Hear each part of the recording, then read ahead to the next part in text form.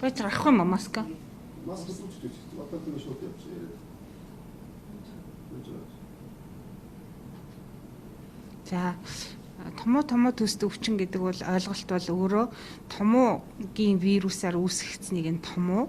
За томоо төст өвчин бол бусад 200 төрлийн вирусээр үүсгэгддэг ийм одоо эмнэлзүү шинжээрээ бас ялгаатай. Ямар вирус давмгал илэрч байгаагаас тухайн хүүхдэд тохиолдох одоо эмнэлзүү шинжүүд бол бас харьцангуй ялгаатай байдаг. Жишээлбэл бид нар одоо аденовирусын хаалтур буюу томоо төст өвчний тохиолдол дээр бол нүдний сас бүрхөвч одоо өрөвсөнтэй холбоотойгоор бол нүдний ханаад гэж нэрлэдэг байх жишээтэй. За энтервирусын хаалтур гэхэд одоо гар хөл амны өвчин, гарын салаа ба хөлийн одоо уул тавхаагаар цэврүүтэй тууралт гарснаар бас энэ одоо вирусын халдварыг ялгадаг ч гэдэг юм. Үүгээрээ бол томоо төст өвчин үү гэдгээр нь бол бид нар ялгаж эмнэлзийн хувьд бол онцлоод эмчлэгийг бол тухайн одоо хүүхд болгонд бол зөвлөдөг байж байгаа. За тэгэхээр энэ удаагийн 2019-с 2020 оны одоо томоогийн улиралд бол эхний одоо 2019 оны 12 сарын ер нь бол дундуур бол бид нар Б вирус бол яг томоогийн улирлын дэгдэлт хэлбэрээр илэрч байсан. За тэгээ Б вирус бол яг томоогийн үндсэн вирус байгаа. Тэгэхээр Б хүрээний вирус эргэлтэнд орснороо бол бас нэлээдгүй бага насны хүүхдүүдэд уушгины доод зам буюу одоо эмслийн доод зам буюу уушгины бас хатгалгаа болох хүндрэлүүд бол бас гарч исэн. За ингээд 20 оны эхний одоо 1 сарын эхний 7 хоногт бол одоо Э хүрээний H1N1 вирус, за мөн H3, N2 вирусууд бол бас тодорхойлогдож ирснээр бол бас бага насны хүүхдийн амьсгалын замд бол бас ачаал өгж одоо хатгалгаагаар хүндрэх бас эрсдлүүд бол нэмэгдэж байгааг бид бүгд мэдж байгаа. Тэгэхээр зэрэг тухайн вирус хүүхдийн аль эрхтнийг давмгаалan гэмтээж одоо байгаагаар нь шалтгаалаад бид нар одоо эмнэлзийн хувьд бол эмчнэр бол арга хэмжээ авах юм одоо үүрэгтэй ажиллаж байна. Тэгэхээр яг одоо энэ одоо томоогийн улиралд бол аймаг дүүргийн нэгдсэн эмнэлгүүд, за мөн одоо манай их хүүхдийн эрүүл мэндийн үндэсний төв бол одоо 21 аймаг 9 дүүргээс ингээд хамгийн одоо хүндэрсэн хэлбэрүүдийг бол авч эмчилж одоо эдгэрүүлж байгаагаараа бол бас ачааллыг хамтдаа хуваалцж байна. Ялангуяа одоо аймаг дүүргийн нэгдсэн эмнэлгүүд бол орны ачаал бол хэтэрсэн, бас одоо ор дэлгэсэн байдалтай бол нэлээд ачаалтай ажиллаж байгаа.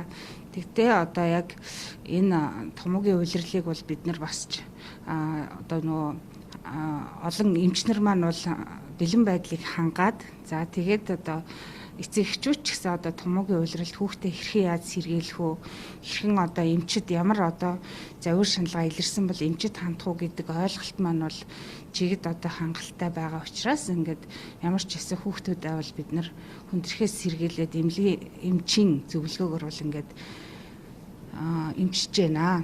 За тэгэхээр ерөнхийдөө хүүхдийг бид нар энэ томоо төст өвчнөөс хэрхэн сэргийлэх вэ? Ялангуяа одоо засгийн газрын шийдвэрээр бид нар одоо бүх сургууль цэцэрлэгийн хүүхдүүдийг гэрт нь байлгаж байгаатай холбоотой юу анхаарах вэ гэдэгт бас хэлмээр байгаа санаануудаа бас дурдъя. За нэгдүгээрт бол одоо мэдээж хэрэг гэрт байгаа сургуулийн болон цэцэрлэгийн насны хүүхдүүдийг бол тархлагын одоо тогтмол байлгаж, за мэдээж хэрэг дараагийн одоо халдвараас сэргийлэхийн тулд бол тухайн хүүхдийн тархлаа бол одоо сайн байх хэрэгтэй байдаг учраас нэгдүгээрт одоо ямар ч гэсэн хүүхдийг бол тогтмол цагт унтуулах бол шаардлагатай.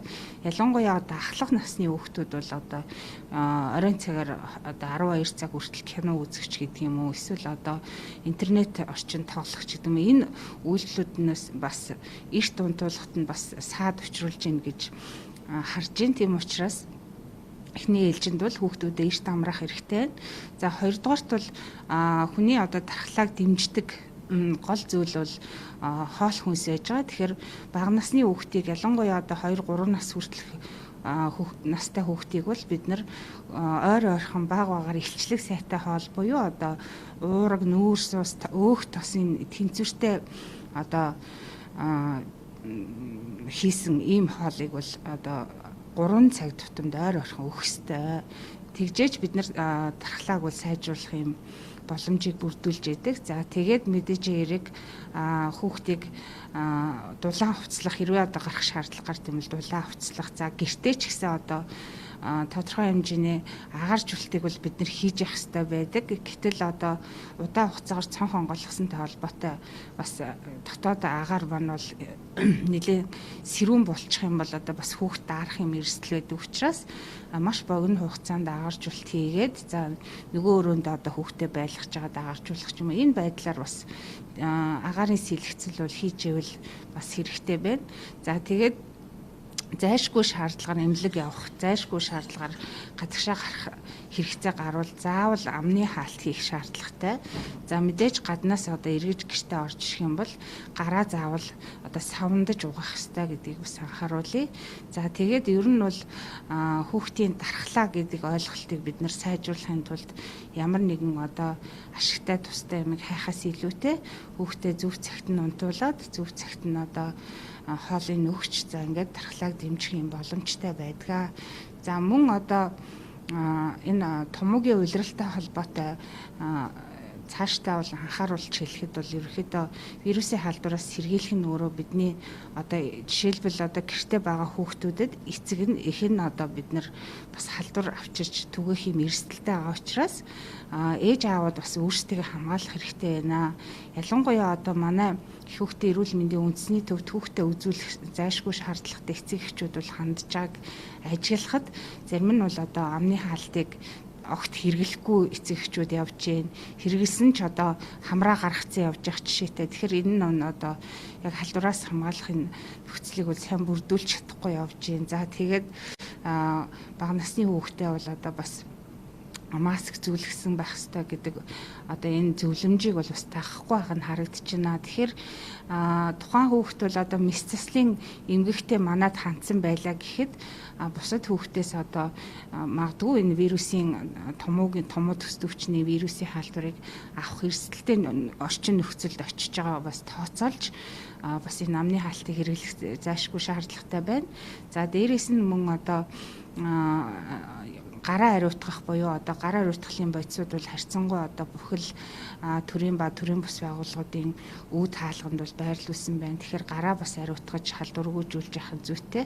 За тэгээд мэдээж хэрэг одоо бохирдсан гараар бол нүдээ одоо нухахгүй те ямар нэгэн байдлаар сансдад хүргэхгүй байх нь бол бас халдвараас сэргийлэх нөхцөлийг үүсгэж яадаг. За ингээд хамгийн гол нь бол томоогийн улирал бол жил болгон л бид нар одоо 10 сараас дараа оныхаа 4 сар хүртэл бол одоо яг энэ улирлыг бол бид нар хамтдаа одоо даван туулж байгаа учраас энэ улиралд бол эцэг эхчүүд одоо үр хүүхдээ урьдчилан сэргийлэх зорилгоор бол зуны сайхан дэлгэр цагуудад хүүхдээ одоо чирэгжүүлэх ялангуяа одоо дараагийн томоогийн улирлаас ухтуулан хүүхдээ одоо зунд нь нар ус агаараар чирэгжүүлэх. За тэгээд одоо идэвхтэй хөдөлгөөний дэмжих одоо зөв хооллох энэ зарчмыг бол одоо бас баримталж чадах юм бол дараагийн томоогийн улиралд бол бас халдварт өртөх эрсдлээс бол сэргийлэх боломжтой юм а гэдгийг зөвлөмөр байна.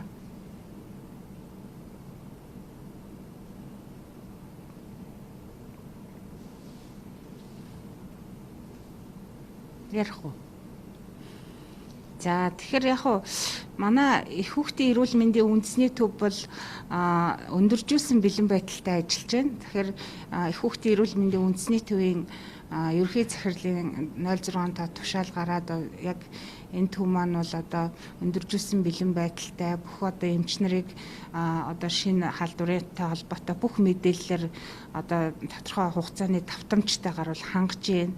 За дээрэс нь одоо бас эмнэлгийн хэрэгслийн одоо зайлшгүй шаардлагатай нөөцийг бол бид нар одоо тодорхой хэмжээгээр бүрдүүлэх. За тэгээд эмч мэрэгчлэнүүдийг одоо гамшигын онцгой нөхцөлд яаж ажиллах талаар бол одоо зураглалыг бол тодорхой гаргаад за тэгээд магадгүй одоо с ижигтэй тохиолдлыг хэрхэн тусгаарлан эмчлэх үү.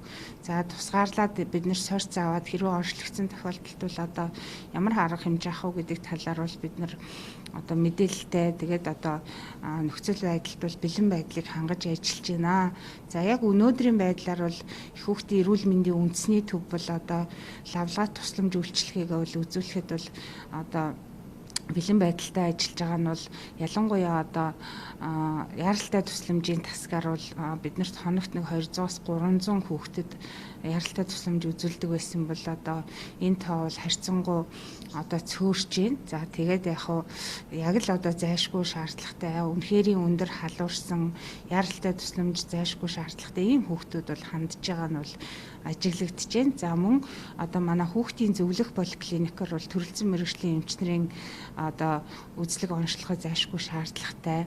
Одоо жишээлбэл буглаа гэдэг юм уу, эсвэл мухар олгоо ургасан ч гэдэг юм уу, яг одоо эмнэлгийн туслам шаардлагатай хүүхдүүд бол зөнхлөн хандж байна. За түүнээс биш одоо амралтын хугацаагаар одоо хүүхдийн эрүүл мэндийн бас нэг урьдчилан сэргийлэх хүслэгт хамруулагч гэдэг юм уу, эсвэл одоо нэг ер нь нэг манай хүүхд харшилтай юм ач гэдэг юм уу, ийм тохиолдлоор хандах тоо бол эрс цөөрсөн байгаа нь бол ажиглагдж байна.